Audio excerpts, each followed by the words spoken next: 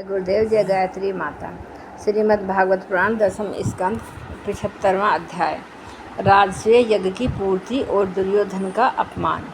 राजा परीक्षित ने पूछा, भगवान अजातशत्रु धर्मराज युधिष्ठिर के राजसूय यज्ञ महोत्सव को देखकर जितने मनुष्य, नरपति, ऋषि मुनि और देवता आदि आए थे सब आनंदित हुए, परंतु दुर्योधन को बड़ी पीड़ा हुई। यह बात मैंने आपके मुख से सुनी है।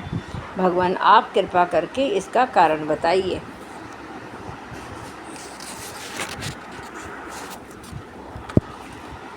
श्री सुखदेव जी कहते हैं, श्री सुखदेव महाराज जी ने कहा, परीक्षित, तुम्हारे दादा युधिष्ठिर बड़े महात्मा थे। उनके प्रेम भाव से बंधकर सभी बंधु बांधव ने राजसूय यज्ञ में विभिन्न सेवा कार्य स्वीकार किया। भीमसेन भोजनालय की देखरेख करते थे, दुर्योधन कोषाध्यक्ष थे, सहदेव अभ्यागतों के स्वागत सत्कार में नियुक्त थे और नकुल विविध प्रकार की सामग्री एकत्रित करने का काम करते थे। अर्जुन गुरुजनों की सेवा शुश्रूषा करते थे और स्वयं भगवान श्री कृष्ण आए हुए अतिथियों के पांव पखारने का काम करते थे। देवी द्रौपदी भोजन परोसने का काम करती थी और उदार शिरोमणि कर्ण खुले हाथों दान दिया करते थे। परीक्षित, इस प्रकार सात्यकी, विकर्ण की विदुर, भूरि, श्रवा आदि वाहिकी के पुत्र और संतंदन आदि राजसूय यज्ञ में विभिन्न कर्मों में नियुक्त थे। वे सब के सब वैसा ही काम करते थे जिससे महाराज युधिष्ठिर प्रिय और हित हो। परीक्षित, जब ऋत्विज सदस्य और बहुत पुरुषों का तथा अपने इष्ट मित्र एवं बंधु बांधवों का सुमधुर वाणी, विविध प्रकार की पूजा सामग्री और दक्षिणा आदि से भली भांति सत्कार हो चुका तथा शिशुपाल भक्त वत्सल भगवान के चरणों में समा गया तथा धर्मराज युधिष्ठिर गंगा जी में यज्ञांत स्नान करने गए, उस समय जब वे अवभर्त स्नान करने लगे, तब मृदंग, शंख, ढोल, नौबत, नगारे और नरसिंगे आदि तरह तरह के बाजे बजने लगे। नर्तकियाँ आनंद से झूम झूम कर नाचने लगी, झुंड के झुंड गधइये गाने लगे और बीड़ा, बांसुरी तथा जहांज मजीरे बजने लगे। इनकी तुमुल ध्वनि सारे आकाश में गूंज गई। सोने के हार पहने हुए यदु, संजय, कंबोज, कुरु, केक्य और कौशल देश के नरपति रंग बिरंगी ध्वजा पताकाओं से युक्त और खूब सजे धजे गजराजों, रथों, घोड़ों तथा सुसज्जित वीर सैनिकों के साथ महाराज युधिष्ठिर को आगे करके पृथ्वी को कपाते हुए चल रहे थे। यज्ञ के सदस्य ऋत्विज और बहुत से श्रेष्ठ ब्राह्मण वेद मंत्रों का ऊंचे स्वर से उच्चारण करते हुए चले। देवता, ऋषि, पितृ, गंधर्व आकाश से पुष्पों की वर्षा करते हुए उनकी स्तुति करने लगे। इंद्रप्रस्थ के नर नारी इत्र, फुलेल, पुष्पों के हार, रंग बिरंगे वस्त्र, बहुमूल्य आभूषणों से सज धज कर एक दूसरे पर जल, तेल, दूध, मक्खन आदि रस डालकर भिगो देते, एक दूसरे के शरीर में लगा देते और इस प्रकार क्रीड़ा करते हुए चलने लगे। वारांगनाएं पुरुषों को तेल, गोरस, सुगंधित जल, हल्दी और गाढ़ी केसर मल देती और पुरुष भी उन्हीं वस्तुओं से सरोवार करते थे। उस समय इस उत्सव को देखने के लिए जैसे उत्तम विमानों पर चढ़कर आकाश में बहुत सी देवियां आई थीं, वैसे ही सैनिकों के द्वारा सुरक्षित इंद्रप्रस्थ की बहुत सी राजमहिलाएं भी सुंदर सुंदर पालकियों पर सवार होकर आई थीं। पांडवों के ममेरे भाई श्री कृष्ण और उनके सखा उन रानियों के ऊपर तरह तरह के रंग आदि डाल रहे थे। इससे रानियों के मुख लजीली मुस्कुराहट से खिल उठते थे और उनकी बड़ी शोभा होती थी। उन लोगों के रंग आदि डालने से रानियों के वस्त्र भीग गए थे। उससे उनके शरीर के अंग प्रत्यंग, वक्ष स्थल, जंघा और कटिभाग कुछ दीख से रहे थे। वे भी पिचकारी और पात्रों में रंग भर भर कर अपने देवरों तथा उनके सखाओं पर उड़ेल रही थीं। प्रेम भरी उत्सुकता के कारण उनकी चोटियाँ और जूड़ों के बंधन ढीले पड़ गए थे और उनमें गुथे हुए फूल गिरते जा रहे थे।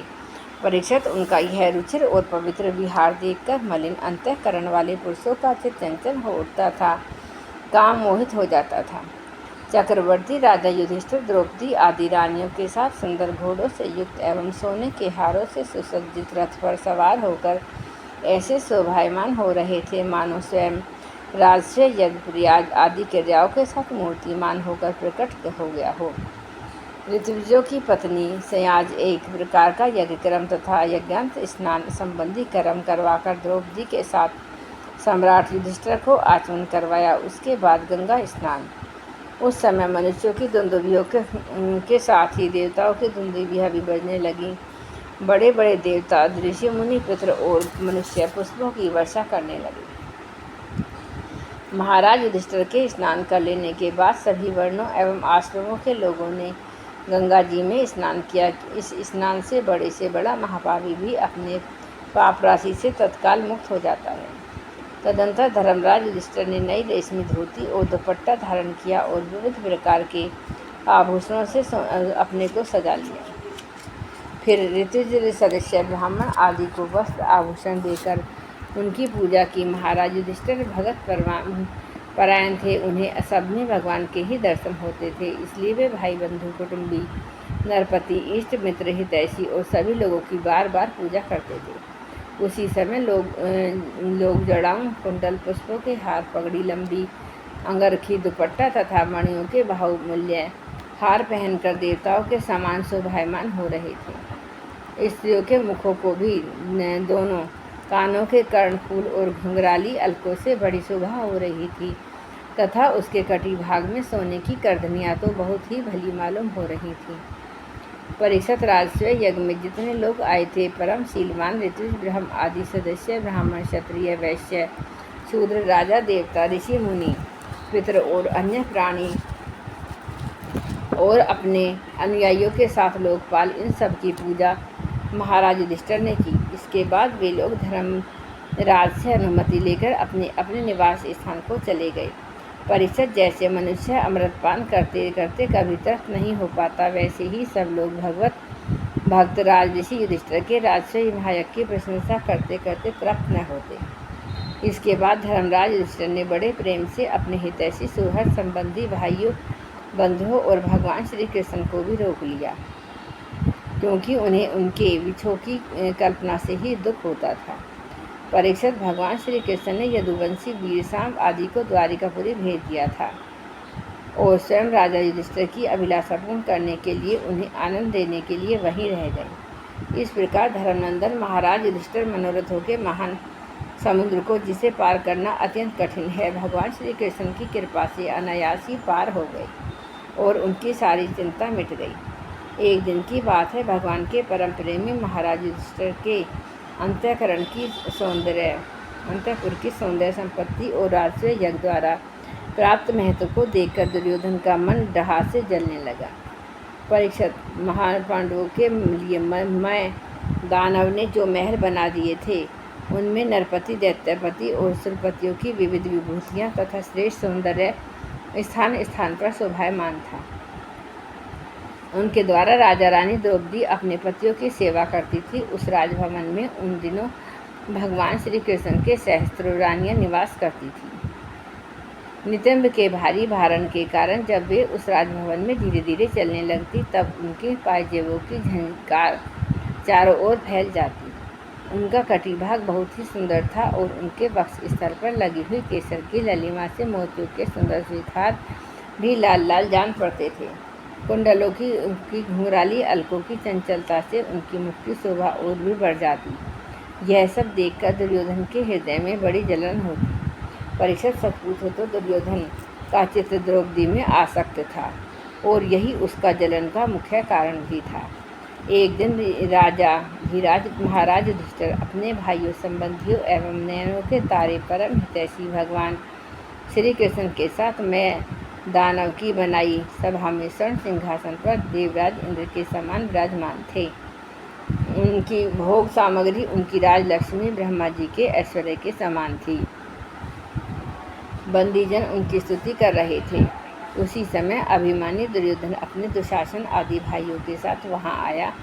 उसके सिर पर मुकुट, गले में माला और हाथ में तलवार थी। परीक्षित, वह क्रोधवश द्वारपालों और सेवकों को झिड़क रहा था। उस सभा में मैं दानव ने ऐसी माया फैला रखी थी कि दुर्योधन ने उससे मोहित हो स्थल को जल समझकर अपने वस्त्र समेट लिए। और जल को स्थल समझकर वह उसमें गिर पड़ा। उसको गिरते देखकर भीमसेन, राजरानियाँ और दूसरे नरपति हंसने लगे। यद्यपि युधिष्ठिर उन्हें ऐसा करने से रोक रहे थे, परंतु प्यारे परीक्षित उन्हें इशारे से श्री कृष्ण का अनुमोदन प्राप्त हो चुका था। इससे दुर्योधन लज्जित हो गया और उसका रोम रोम क्रोध से जलने लगा। अब वह अपना मुंह लटकाकर चुपचाप सभा भवन से निकलकर हस्तिनापुर चला गया।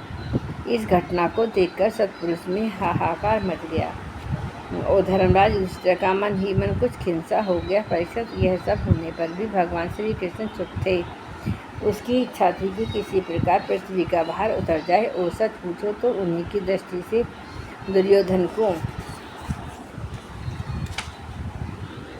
यह भ्रम हुआ था। परीक्षित, तुमने मुझसे यह पूछा था कि उस महान राज से यज्ञ में दुर्योधन का डहा क्यों हुआ, जलन क्यों हुई, सो वह सब मैंने तुम्हें बतला दिया। जय गुरुदेव, जय गायत्री।